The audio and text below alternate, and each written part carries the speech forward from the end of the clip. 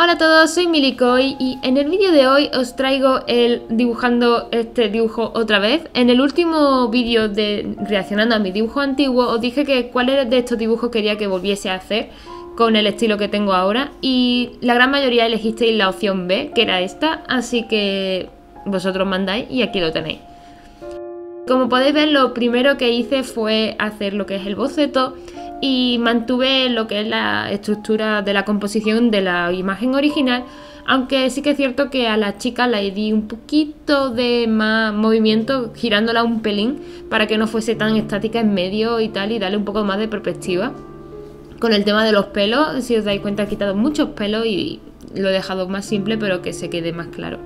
Y ahora lo primero que hago es pintar todo lo que son los colores base para dejarme claro por dónde va a ir la luz y la sombra y empezar a lo que es sombrear. En este caso la iluminación, realmente la imagen original no tenía ningún sentido porque se supone que la luz viene de la luna, así que tiene que ser un contraluz bastante potente. Así que para contrarrestar un poco le puse los ojos, le mantuve los ojos de color amarillo para que se te fuese automáticamente la vista a ese punto. Y también, si os fijáis, he jugado siempre con la misma gama de colores. Realmente son todos unos tonos azules tirando a violeta y los que son más fuertes, digamos, son los rosas, y marcando ese amarillo que lo destaca muchísimo más porque va como en contrario a todo lo demás. Y siguiendo esa gama de colores, pues en el cuerpo he metido algunos tonos rosas, algunos tonos azules, y ahora me meto con el pelo para terminar de darle esa sensación del brillo que le viene desde la luna, así que la parte de atrás será más brillante que la parte de delante.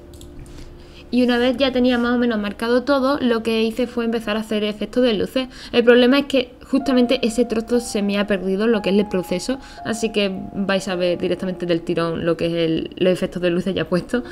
Y bueno, este ha sido el resultado, espero que os haya gustado y creo que hay bastante mejora, al menos en temas de composición y de elección de luces y sombras en cada sitio y que tenga más sentido. Así que ya aquí podéis ver la comparación entre uno y otro.